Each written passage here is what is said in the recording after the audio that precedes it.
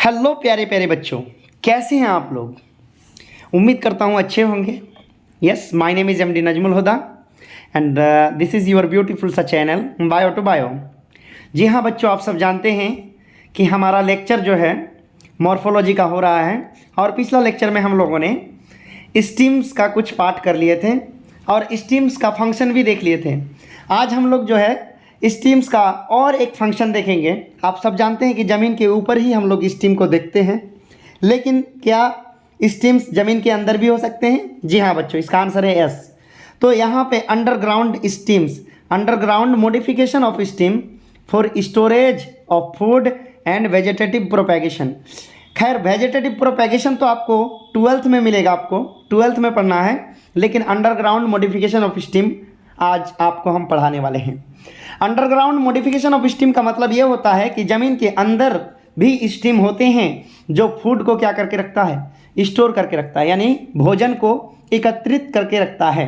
जैसे आलू है, ये क्या है? आलू, ये प्याज, ये हो गया आपका अदरक, ठीक है, और ये जिसको हम लोग अपने भाषा में कच्चू बोलते हैं, कोचू, ठीक है। तो इस तरीके से आप जानते हैं। तो ये इनके अलावा भी बहुत सारे होते हैं बच्चों, जैसे आपका हल्दी हो गया, बनाना हो गया, यानी बनाना हो गया, उनके बाद जो है टर्मरिक हो गया। ये सब के सब अंडरग्राउंड स्टीम्स हैं, ठीक है। इसमें कुछ जो होता है वेजिटेटिव प्रोपेगेशन भी होता है। वेजिटेटिव प्रोपेगेशन का मतलब ये होता है कि विदाउट फर्टिलाइजेशन का ही न्यू प्लांट का क्या हो जाना, फॉर्मेशन हो जाना। तो यहाँ से न्यू प्लांट भी फॉर्म हो सकता है, क्योंकि आप आलू को बहुत दिन अगर रख दीजिएगा, 5 दिन 10 दिन बेड के नीचे, तो इनसे कुछ कुछ निकलना शुरू हो जाता है, आई जैसा, ठीक है, जिनको हम पोटैटो का आई कहते हैं, आई ऑफ पोटैटो या ट्यूबर कहते हैं उनको। वो एक्चुअली एक्सिलरी बड्स होते हैं। वो क्या होते हैं? Axillary buds. ये जो निकल रहा है आपका यहाँ से यहाँ से यहाँ से, इनको क्या कहते हैं? एक्सिलरी बड्स कहते हैं। सिमिलरली ओनियन, इसमें बल्ब द्वारा होता है, ये राइजोम द्वारा जिंजर होता है, ठीक है, इस तरीके से। तो आप इसको देख सकते हैं। अंडरग्राउंड मॉडिफिकेशन ऑफ स्टीम में पोटैटो हो जाएगा, ओनियन हो जाएगा, जिंजर, उसके बाद जो है कोलाकेसिया। आइए दूसरी स्लाइड में हम लोग चलते हैं। Aerial modification of steam.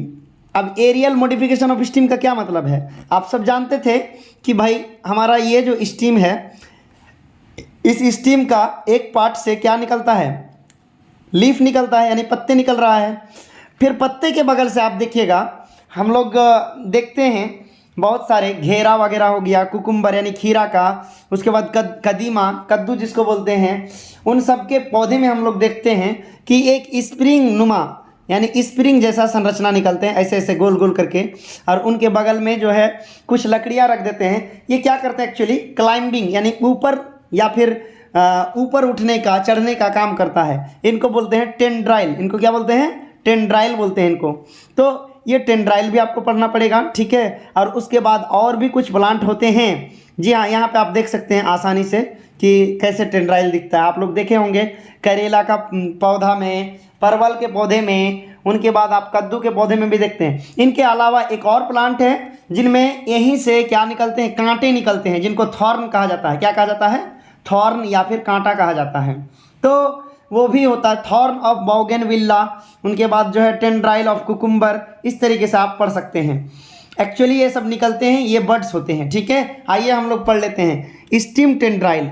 Steam टेंड्राइल का मतलब होता है स्टीम से निकलने वाले कुछ बड्स, यानी स्प्रिंग जैसा स्ट्रक्चर। कह रहे हैं it is a modification of stem in which axillary bud modifies to form a thin wiry and highly sensitive structure called tendril. Tendril helps the plant to attach itself to the support and climb. Climb का मतलब चढ़ना। Actually हम लोग जानते हैं कि ये चढ़ने का ही काम करता है, ठीक है। They are found in plants with weak stem. मतलब जो कमज़ोर स्टीम होते हैं, कमज़ोर तना होते हैं, उसी में ज़्यादा पाया जाता है।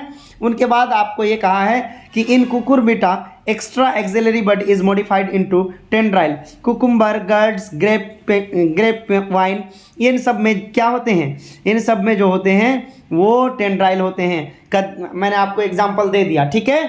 उनके बाद जो है आप आइए नीचे की ओर। थॉर्न। थॉर्न का मतलब होता है कांटा, थॉर्न का मतलब सिंपल, और सिंपल क्या होता है?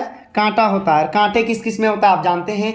नींबू के पौधे में, बैर में, उनके बाद जो है ऐसे बहुत सारे चीज़ें आप प्लांट देखते हैं अपने नेचर में, ब्यूटीफुल सा नेचर में आप देख रहे हैं, ठीक है। उनको थॉर्न बोला जाता है। Thorn is a hard pointed, वो एक्चुअली जो है चुभने का काम करता है ना, वो तो बहुत पतला भी होता है और चुभ जाता है, जहरीला होता है। Usually straight structure produced by modification of axillary bud, it provide protection, protection देने का काम करता है। अगर हम लोग प्लांट को तोड़ने के लिए जाए या स्टीम को तोड़ने के लिए जाए तो कांटा चुभ जाता है, तो एक्चुअली कांटा क्या कर रहा है? उस पौधे को प्रोटेक्शन दे रहा है, सुरक्षा दे रहा है। अगेंस्ट ब्राउजिंग एनिमल्स, ठीक है, एनिमल्स के खिलाफ भी वो क्या करता है? जी हाँ, प्रोटेक्शन करता है। एग्जाम्पल है साइट्रस, एग्जाम्पल क्या दिया हुआ है? साइट्रस दिया हुआ है, और उसके बाद जो है बोगनविला दिया हुआ है। क्या दिया हुआ है?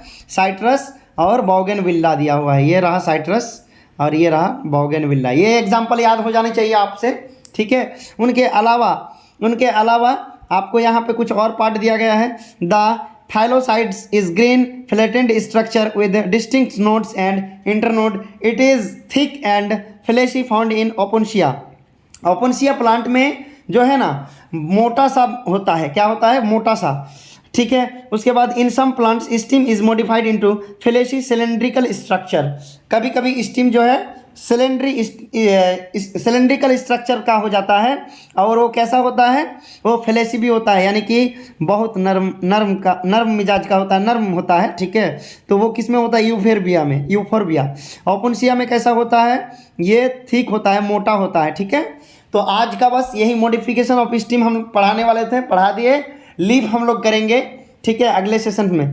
तो बाय बाय बच्चों। अगर वीडियो अच्छा लगे तो do like, do shares and do subscribe. जय हिंद, जय भारत।